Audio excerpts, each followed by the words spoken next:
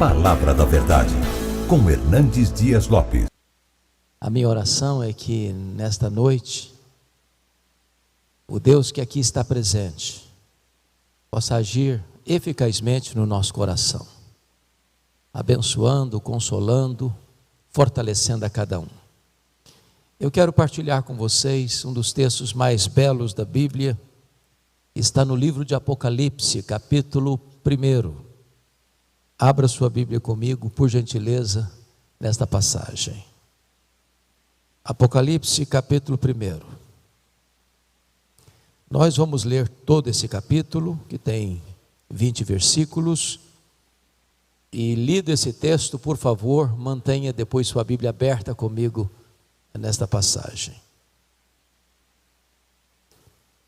Está escrito assim: revelação de Jesus Cristo, que Deus lhe deu para mostrar aos seus servos as coisas que em breve devem acontecer, e que ele, enviando por intermédio do seu anjo, notificou o seu servo João, o qual atestou a palavra de Deus e o testemunho de Jesus Cristo quanto a tudo o que viu.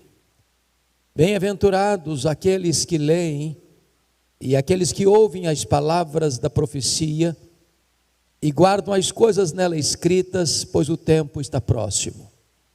João, mais 7 igrejas que se encontram na Ásia, graça e paz a vós outros, da parte daquele que é, que era e que há de vir, da parte dos 7 espíritos que se acham diante do seu trono, da parte de Jesus Cristo, a fiel testemunha, o primogênito dos mortos e o soberano dos reis da terra, àquele que nos ama e pelo seu sangue nos libertou dos nossos pecados e nos constituiu reino, sacerdotes para o seu Deus e Pai. A ele a glória e o domínio pelos séculos dos séculos. Amém.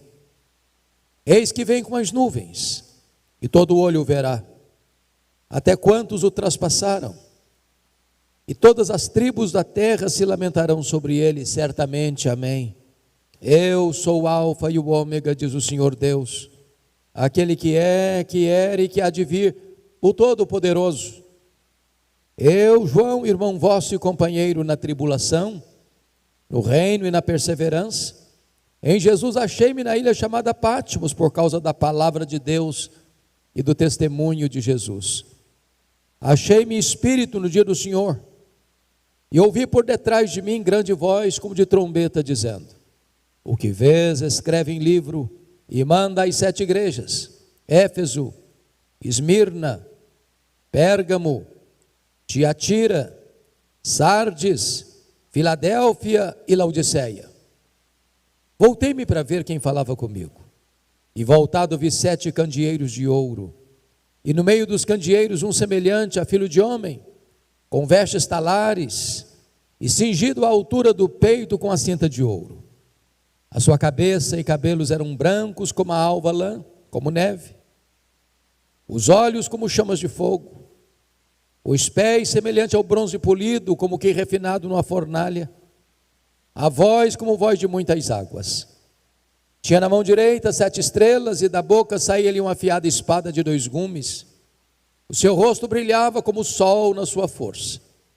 Quando o vi, caí a seus pés como morto.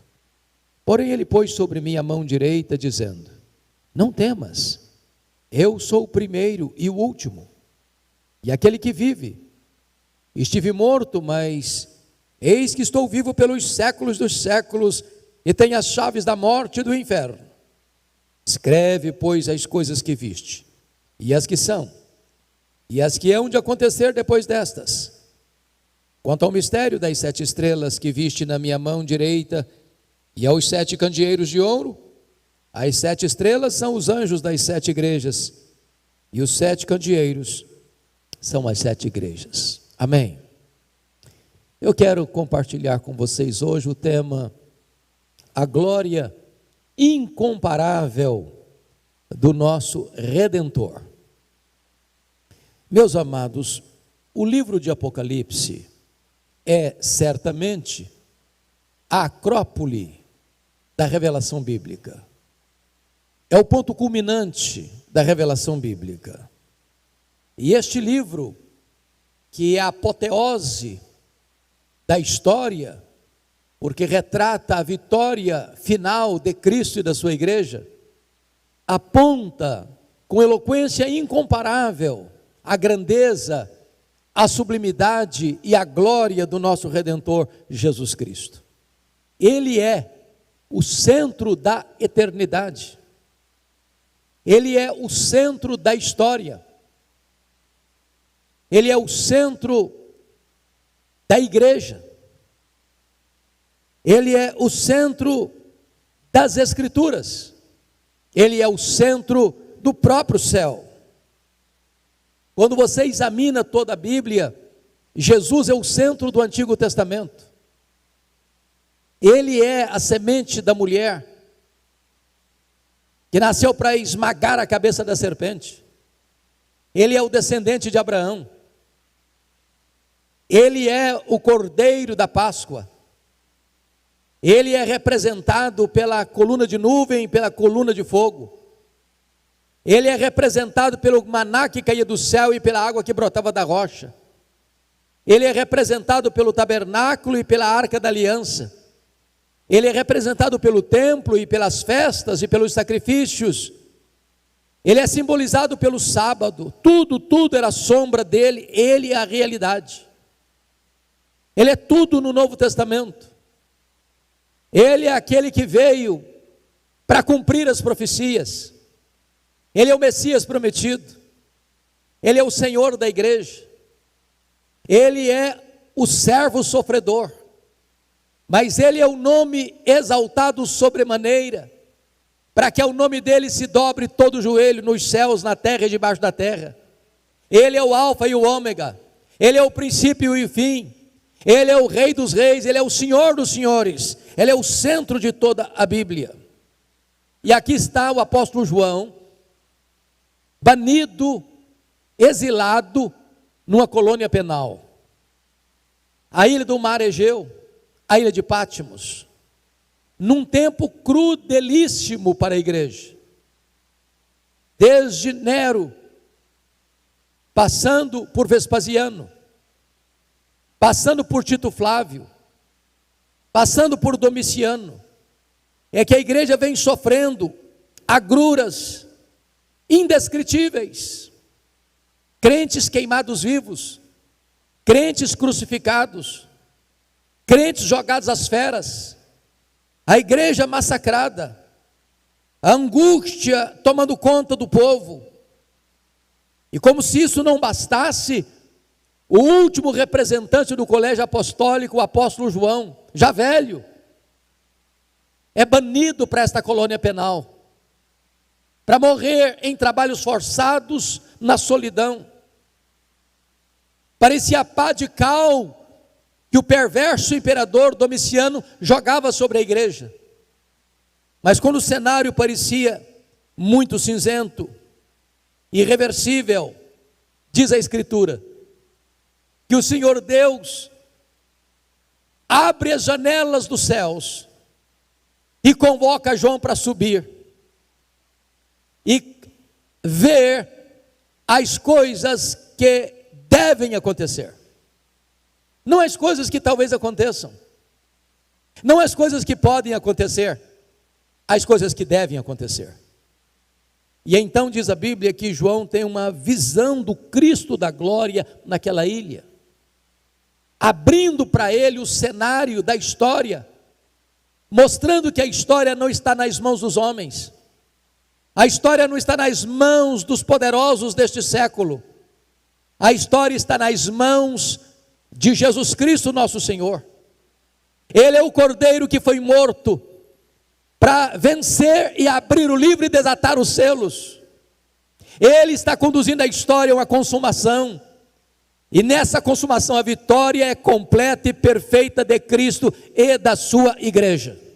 Louvado seja o Senhor. Esse texto, irmãos, nos apresenta 3 verdades magnas que passo a descrever. A primeira delas é a grandeza incomparável do Senhor Jesus Cristo, do nosso glorioso Redentor. Se não, vejamos. Em primeiro lugar, Jesus está presente no meio da igreja como sacerdote rei. Olha comigo o versículo 13, por favor. E quando voltei para ver quem falava comigo, vi 7 candeeiros de ouro, e no meio dos candeeiros um semelhante a filho de homem, com vestes talares, e cingido à altura do peito com a cinta de ouro. E essa é uma descrição das vestes sacerdotais e das vestes reais. E significa que este Jesus que aparece para João é o grande sumo sacerdote, que se apresentou não como um sacerdote imperfeito, que realizava sacrifícios imperfeitos, mas como sacerdote perfeito, sem pecado, que oferece a si mesmo como sacrifício perfeito, cabal, que não precisa mais ser repetido. Ele vê Jesus como rei, aquele que está no controle. Não é César que está no controle, não é Domiciano que está no controle, é Jesus. Ele é o Rei dos Reis, Ele é o Senhor dos Senhores, Ele é o cabeça da igreja, Ele é o dono da igreja, Ele protege a igreja. Ele está no meio da igreja, Ele está andando no meio dos candeeiros, e Ele está no meio da igreja para exortá-la, para consolá-la, para corrigi-la, para discipliná-la, para fazer promessas. Esse mesmo Jesus está aqui hoje, com o mesmo poder, com a mesma glória. Ele é o mesmo ontem, Ele é o mesmo hoje, Ele é o mesmo para sempre. E Ele está presente conosco nesta noite. Notem depois, ainda, que no versículo 14, Jesus nos é apresentado como aquele que é eterno. Diz o texto: a sua cabeça e cabelos eram brancos como a alva lã, como neve. Isso é uma descrição da sua eternidade. Ele é antes do tempo, Ele é antes da história, Ele preexiste ao começo, Ele é o Pai da eternidade, Ele mora fora do tempo, Ele criou o tempo, Ele é o dono do tempo, Ele é o Senhor da eternidade, Ele tem o controle de tudo e de todos. Mas mais do que isso, João nos mostra, além da sua eternidade, a sua onisciência. Veja comigo o versículo 14, ainda, quando diz que os olhos são como chamas de fogo. Sabe o que significa isso? Que Jesus não é surpreendido, que Jesus não é colhido de surpresa, que Jesus não é pego de surpresa, que não há nenhum fato da história, por mais dramático que seja, que colheu Jesus de surpresa. Ele tudo vê, Ele a todo sonda, Ele conhece o seu nome, Ele conhece a sua história, Ele conhece o seu passado, Ele conhece o seu presente, Ele conhece o seu futuro, e por isso Ele pode dizer para as igrejas: eu conheço as tuas obras, eu conheço o lugar onde tu habitas, onde está o trono de Satanás, disse para a igreja de Pérgamo. Ele conhece a nossa angústia, a nossa tribulação, a nossa pobreza, como escreveu a igreja de Esmirna. Ele sabe quem é você, Ele sabe onde você mora, Ele sabe como você está, Ele sabe o que você está fazendo, Ele tudo vê, a todo sonda, Ele é onisciente. Mas notem comigo no versículo 15, que Ele é onipotente, os pés semelhantes ao bronze polido, como que refinado numa fornalha. Sabe o que significa isso? Ninguém pode resistir ao seu poder. E é por isso que a Bíblia diz que quando Ele vier em majestade e glória, Ele vai colocar todos os seus inimigos debaixo dos seus pés.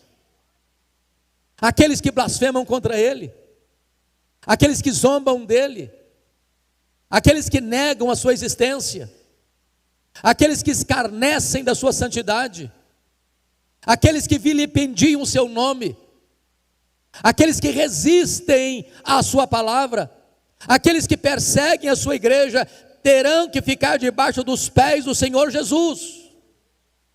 E Ele vai lançar no lago do fogo, diz a Bíblia, o anticristo, o falso profeta, o diabo, a morte, o inferno e a todos quantos não têm seus nomes no livro da vida. Ele é vencedor absoluto, invicto. Mas notem mais, João nos apresenta Jesus como alguém irresistível. No versículo 15, a parte final diz: a voz como voz de muitas águas. Você e eu sabemos disso. A Bíblia diz que a voz do Senhor é poderosa. É poderosa. Despede chamas de fogo. Faz tremer o deserto. Despedaça os cedros do Líbano. A sua palavra é irresistível. Ele dá uma ordem ao sol e o sol obedece. Ele dá uma ordem às estrelas e elas obedecem. Ele dá uma ordem a uma mula e ela profetiza. Ele dá uma ordem a um verme e o verme cumpre a sua vontade. Ele dá uma ordem aos anjos e eles saem para atender ao seu chamado. Ele dá uma ordem aos demônios, eles têm que bater em retirada. Ele dá uma ordem à enfermidade e a enfermidade cessa. Ele dá uma ordem aos mortos e os mortos ressuscitam. A sua voz é poderosa e irresistível. Louvado seja o Senhor. Mas veja comigo o versículo 16. Está escrito: tinha na mão direita 7 estrelas, e da sua boca saía-lhe uma afiada espada de 2 gumes. Sabe o que significa isso? O Senhor Jesus é vitorioso. Quando você vai olhar o cenário do Armagedon, da grande luta final, via de regra nós imaginamos tanques de guerra, exércitos fortemente armados, os inimigos aparelhados para uma conflagração mundial. E a Bíblia diz que o Senhor Jesus vai usar uma única arma: a espada afiada que sai da sua boca. Ele matará o anticristo com o sopro da sua boca. A sua voz é irresistível e o seu poder ninguém pode deter. A sua voz é como voz de muitas águas.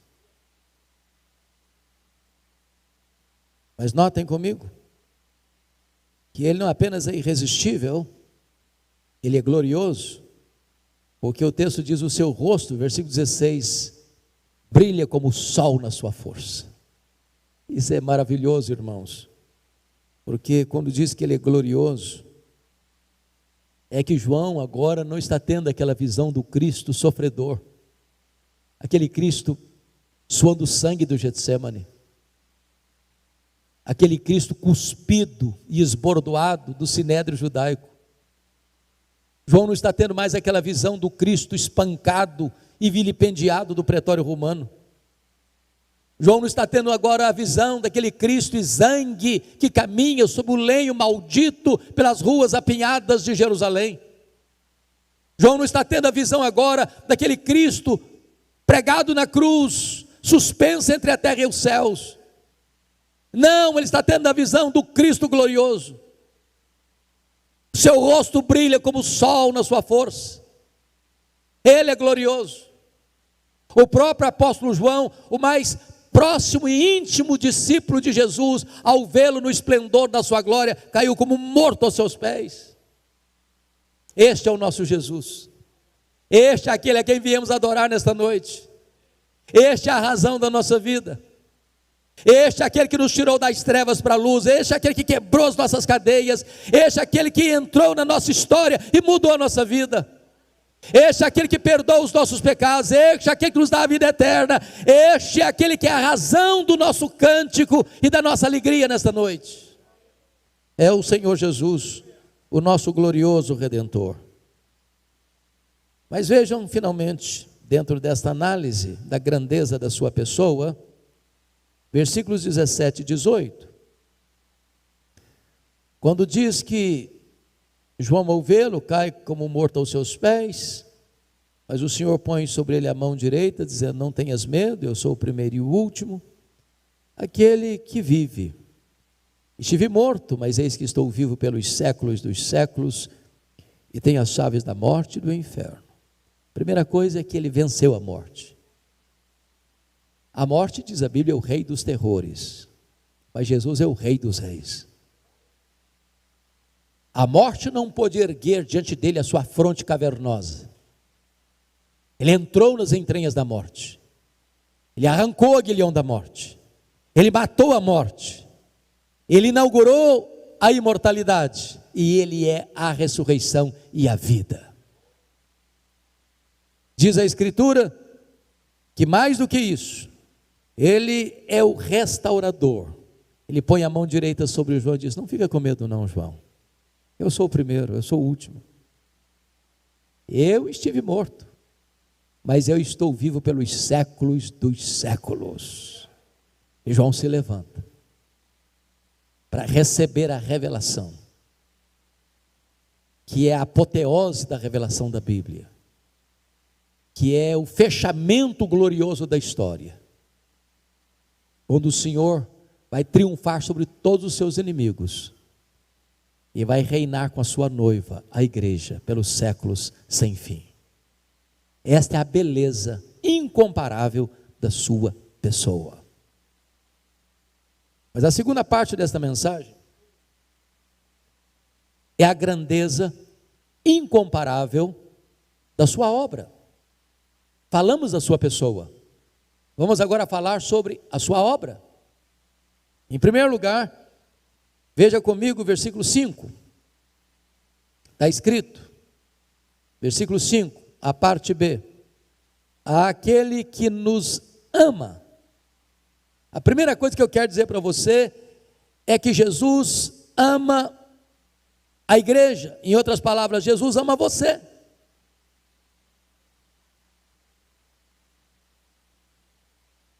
Só isso já seria motivo suficiente para curar todos os nossos traumas, os nossos recalques, os nossos complexos, a nossa autoestima achatada. Você acha pouco ser amado por Deus? Jesus ama você, e ama com amor eterno, e ama com amor sacrificial, e ama com amor perseverante, e ama com amor santificador. Isso significa que Ele não ama você porque viu em você virtudes suficientes para ser amado. Ele ama você e a mim, não por nossa causa, mas apesar de nós.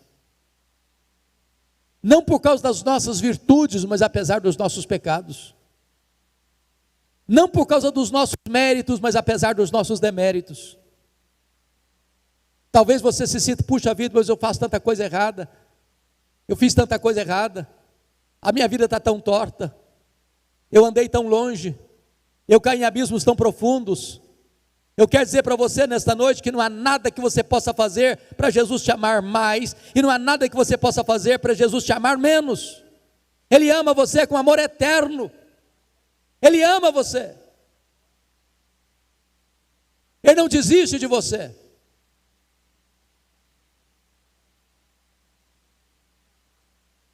Mas em segundo lugar, prossiga a leitura no versículo 5, a parte B, e diz assim: e pelo seu sangue nos libertou dos nossos pecados. Ele morreu por você, não como um mártir, Ele morreu por você como seu Salvador. Você e eu não podemos limpar-nos do nosso próprio pecado. Você e eu não podemos remover de nós a culpa do nosso pecado. Você e eu não podemos nos livrar da corrupção do nosso pecado. O nosso pecado é horrendo, é maligníssimo. O nosso pecado é pior do que os maiores problemas do mundo. É pior do que a pobreza, é pior do que a doença, é pior que a própria morte. Esses males todos não podem nos afastar de Deus, mas o pecado nos afasta de Deus agora e eternamente. Nós jamais poderíamos resolver o nosso próprio problema. A Escritura chega a dizer que, assim como um leopardo não pode mudar suas manchas, nem o etíope mudar a cor da sua pele, nem nós podemos mudar o nosso próprio coração, estando nós acostumados a fazer o mal. Mas Jesus morreu para nos limpar, para nos livrar, para nos remir, e para nos salvar, para resolver definitivamente o problema do nosso pecado. Louvado seja Deus, Ele nos comprou com o seu sangue.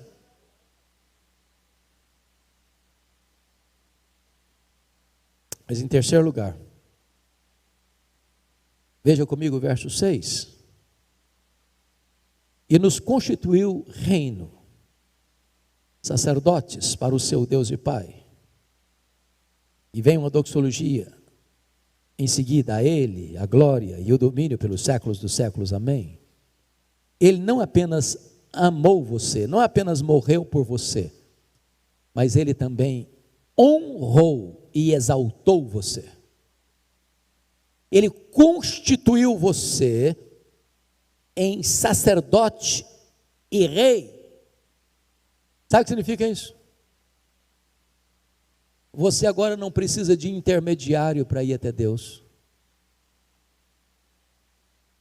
O véu do templo foi rasgado de alto a baixo, e você tem livre acesso à presença de Deus, a qualquer hora, em qualquer lugar, em qualquer circunstância. Você é um sacerdote. E Ele morreu por você, para que você seja constituído sacerdote. Você tem tanto acesso à presença de Deus como a pessoa mais piedosa que esse mundo já viu. A porta está aberta, os braços do Pai estão abertos, e você tem livre acesso a Deus. Nas horas mais difíceis da vida, das angústias mais atrozes da vida, quando você não achar saída, se você gritar por socorro, a porta da graça se abre, você tem livre acesso, você é um sacerdote. Mas também diz o texto, que você é constituído rei. A Bíblia diz que nós vamos julgar o mundo, que nós vamos julgar os anjos, que nós vamos não apenas ir para a glória, mas ir para o trono. Ao vencedor dar-lhe-ei sentar-se comigo no meu trono, como eu venci e sentei com meu Pai no seu trono. Você vai ser co-regente do universo. Que privilégio, que honra, que gloriosa exaltação. O apóstolo Paulo chega a dizer que nós já estamos assentados com Cristo nas regiões celestes, acima de todo principado e potestade. Então acabe com esse sentimento de autoestima achatada, acabe com esse sentimento de complexo de inferioridade. Você é filho de Deus, você é herdeiro de Deus, você é co-herdeiro com Cristo. Você já foi constituído sacerdote e rei, pelo Rei dos Reis, pelo Senhor dos Senhores. Nem toda a riqueza do mundo pode comprar o status que você tem como membro da família de Deus.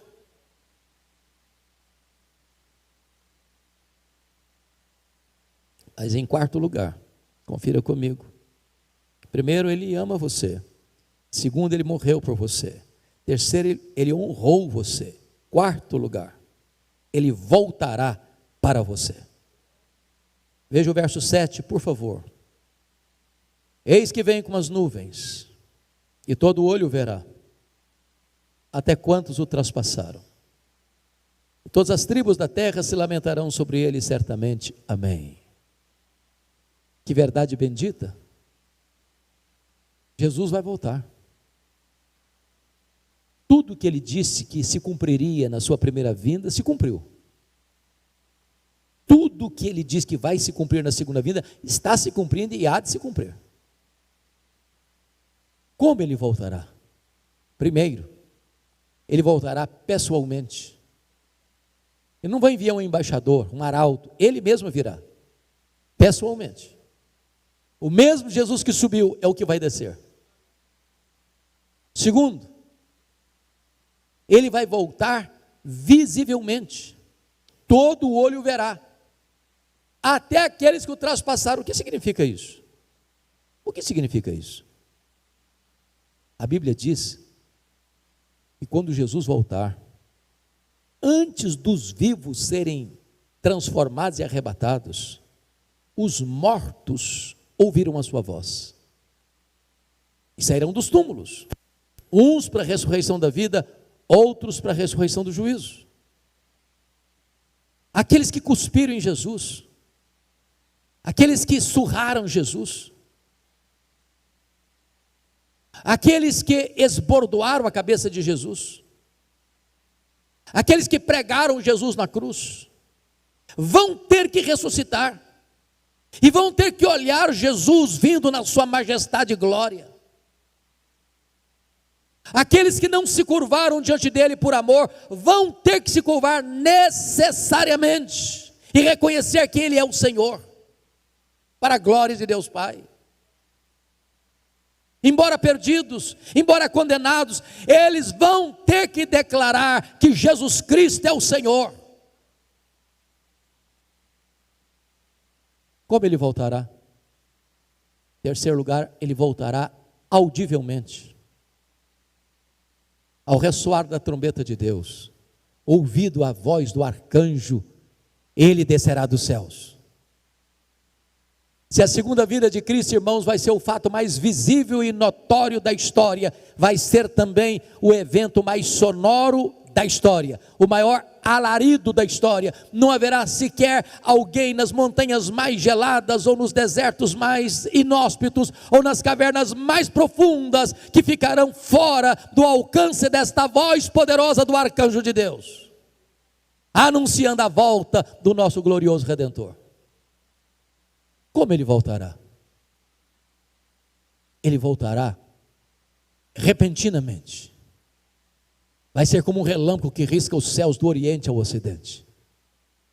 Vai ser num instante, num abrir e fechar de olhos. Em outras palavras, não vai ter tempo de se preparar no último dia.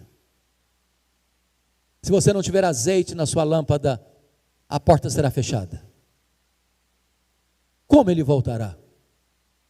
Ele voltará inesperadamente. Vai ser como um ladrão que não manda uma mensagem dizendo: tal dia, tal hora eu chego na sua casa. Aquele dia não vai ser óbvio, vai ser um dia comum, que você vai se levantar para ir ao trabalho, levar a criança à escola, ou voltar do trabalho, ou ao levantar, ou ao deitar, ou a viajar, porque na verdade pelo fuso horário, você não sabe, na mesma hora, se Jesus vem para nós de manhã, está vindo de noite para o Japão. Se está vindo um horário aqui, está vindo 6 horas depois na Europa. Ele vem em diferentes fusos para diferentes pessoas. Por isso que Jesus diz: cuidado, pode ser de manhã, pode ser de tarde, pode ser à noite. Mas finalmente, irmãos, Jesus voltará gloriosa e vitoriosamente. Ele não montará mais um jumentinho, ele não entrará mais como alguém humilde, ele virá com grande esplendor e glória, acompanhado de um grande séquito. Os anjos serão a sua escolta, o arcanjo será o seu arauto, e os santos o seu glorioso cortejo, e as nuvens a sua carruagem. Então, ele ama você, ele morreu por você, ele honra você, e ele voltará para você. Mas eu quero concluir com o último ponto. Primeiro, nós olhamos a grandeza incomparável da sua pessoa. Segundo, nós olhamos a grandeza incomparável da sua obra. Terceiro e último, nós olharemos agora a grandeza incomparável das implicações de quem ele é e do que ele fez. Em primeiro lugar, em virtude de quem Jesus é e do que ele fez por nós, nós não precisamos ter medo da vida. Tem gente que está com medo da vida. Tem gente que está desistindo da vida.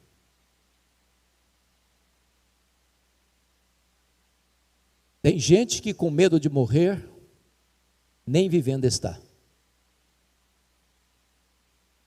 O que é maravilhoso é que quando João foi banido para aquela ilha, para aquela colônia penal, aos olhos humanos era o fim. Aos olhos humanos era uma derrota fragorosa. Não havia saída, não havia escape. O poder que estava por trás, o poder da opressão, era humanamente irresistível. Mas quando João vai para essa ilha, ele não diz que foi o imperador Domiciano que o mandou. Ele não diz que foram os poderosos que comandavam a política do Império Romano, que foram os protagonistas dessa ação. Ele diz no verso 9: eu, João, irmão vosso e companheiro na tribulação, no reino e na perseverança, em Jesus achei-me na ilha chamada Patmos, por causa da palavra de Deus. Os homens tramam, os homens orquestram, os homens conspiram, os homens perseguem, mas é a vontade soberana de Deus é que prevalece. Bendito seja o Senhor. João não está sendo banido para morrer naquela ilha, ele está sendo banido para ali escrever que o futuro está nas mãos de Deus.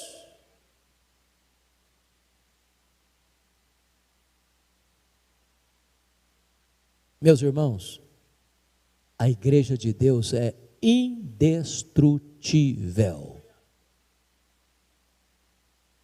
O inferno vomita sobre ela toda a sua fúria. O mundo a odeia, com ódio consumado. Mas a igreja sobranceira e vitoriosa marcha rumo à glória, vitoriosamente. Louvado seja o Senhor. Os homens podem nos deportar, os homens podem fechar para nós todas as portas da terra, mas os homens não podem fechar a porta do céu.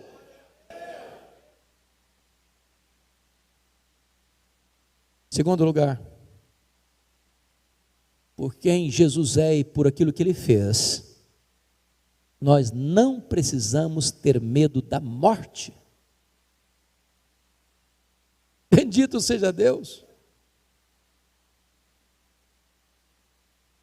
Jesus disse para João assim: ô João, não tem medo não, eu sou aquele que vive, eu estive morto, mas eu estou vivo pelos séculos dos séculos, e eu tenho as chaves da morte e do inferno. Ele venceu a morte, ele matou a morte, ele arrancou o aguilhão da morte. E agora você e eu podemos dizer: onde está a morte, a tua vitória? Onde está a morte, o teu aguilhão? Tragada foi a morte pela vitória. Agora o crente pode dizer: para mim o viver é Cristo e o morrer é lucro. Para mim morrer é deixar o corpo e habitar com o Senhor. Para mim morrer é partir para estar com Cristo, que é incomparavelmente melhor. Para mim, bem-aventurados são aqueles que desde agora morrem no Senhor, para que descansem das suas fadigas, porque morrer é deixar o corpo e entrar na glória. Louvado seja o Senhor.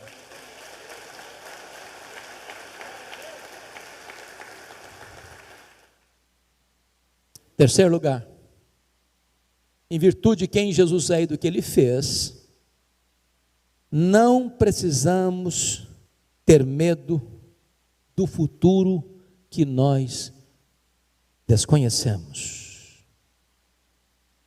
O verso 1 nos diz assim: revelação de Jesus Cristo, que Deus lhe deu para mostrar a seus servos as coisas que em breve devem acontecer. As coisas que devem acontecer. Quem está no comando? Quem está no trono? Quem tem o livro da história nas mãos? Quem vai desatar os selos? Quem vai acionar as trombetas? Quem vai controlar a história? Não são os homens, não são os poderosos desse século. Eles pensam que estão no comando, mas não estão não. Quando João sobe, ele vê um trono, e vê alguém assentado no trono, e ele vê na mão daquele que está sentado no trono um livro escrito por dentro e por fora, de todo selado. E é uma pergunta: quem é digno de abrir o livro e desatar-lhe os selos? Pesquisou-se no céu, pesquisou-se na terra, pesquisou-se debaixo da terra, e ninguém foi encontrado digno de abrir o livro e desatar os selos. E João chorava, e chorava muito, como se a história estivesse à deriva, ou estivesse caminhando para um abismo, quando ele escuta um ancião dizendo: não chore, João, eis que o leão da tribo de Judá, a raiz de Davi, venceu para abrir o livro e desatar-lhe os seus selos. A história não está à deriva, a história não caminha para um fracasso, a história não é um caminhão sem freio ladeira abaixo, a história não está dando volta como pensavam os gregos. A história caminha para um telos, para um fim, para uma consumação, e a vitória de Cristo e da sua igreja. Louvado seja o Senhor.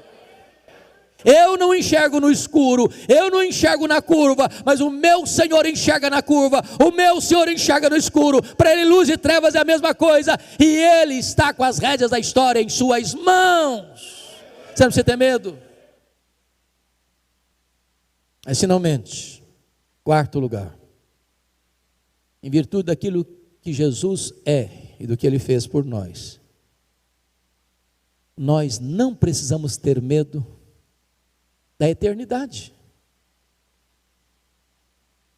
Ele disse para João: eis que eu estou vivo pelos séculos dos séculos. Ele está aqui hoje com você, e Ele estará lá na eternidade com você. Daqui para lá, e enquanto Deus existir, eternamente, Ele estará com você.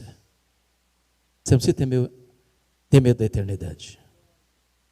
Quando os milênios e milênios e milênios rolarem nas dobras do futuro,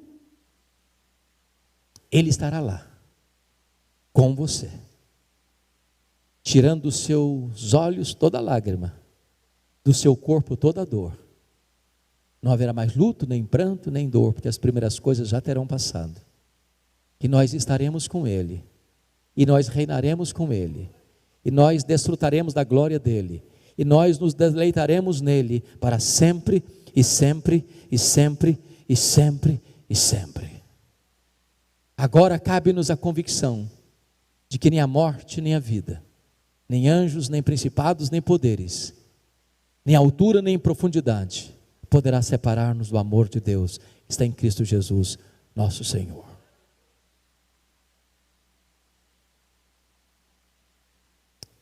Quando João viu Jesus na sua glória, ele caiu como morto aos seus pés. E você? O que fará diante da glória indescritível de Jesus? Ele está aqui hoje, Ele está entre nós, e está na hora de você se render a Ele, reconhecer que Ele é o Senhor da sua vida, alegrar-se nele, e viver os dias da sua vida na presença dEle, para a glória dEle, aguardando a vinda dEle, para então estarmos com Ele para sempre e sempre. Curva sua fronte, por gentileza, vamos orar.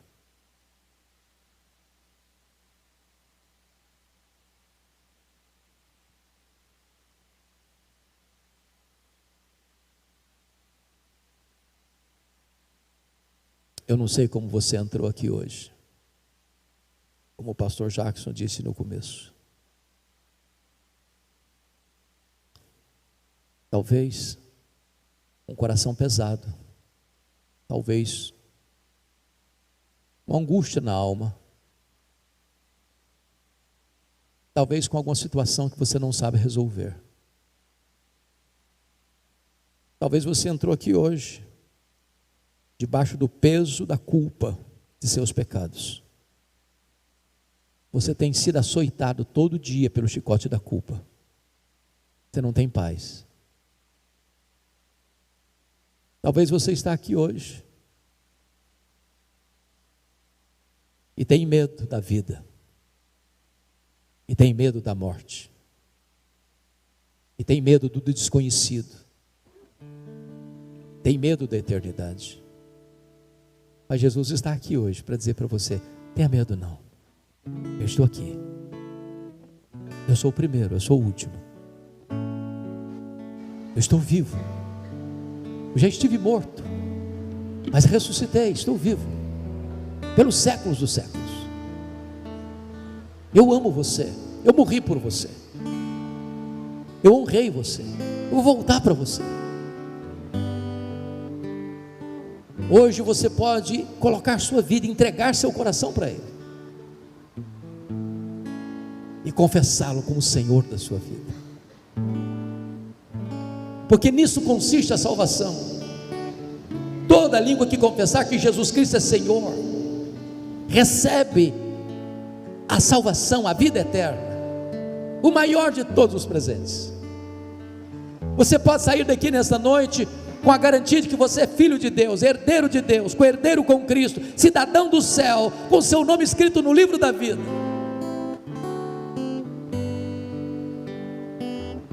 Se você quer que eu ore por você nesse sentido, você colocar sua vida nas mãos desse Jesus, enquanto a igreja ora, fique em pé onde você está, eu vou orar por você em nome de Jesus. Onde você está, fique em pé. Se você quer colocar sua vida hoje, agora, nas mãos desse Jesus, eu quero orar por você.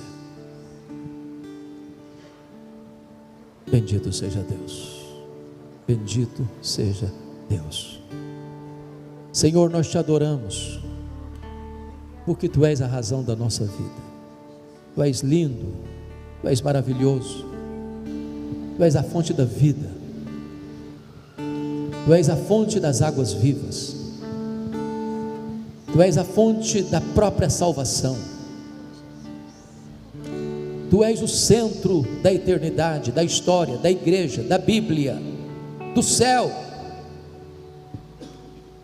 Não há outro a quem nós devemos tributar a honra e a glória. Tu és digno de receber este culto, digno de receber adoração, digno do nosso coração, e nós nos prostramos diante de Ti, e nós declaramos que Tu és o Deus da nossa vida, o nosso Senhor, o nosso Redentor, a nossa esperança, a nossa alegria, a nossa paz, a nossa justiça, a nossa herança. Segura firme na mão destes, meu Deus, que nesta noite colocam-se de pé, num gesto de entrega a Ti. Dá-lhes a alegria da salvação, sustenta-os na Tua presença. Nós Te honramos, nós Te exaltamos, nós declaramos a Ti o nosso amor. Nós queremos viver os dias da nossa vida na Tua presença, para o louvor da Tua glória, e nós oramos com gratidão, em nome de Jesus. Aleluia, amém.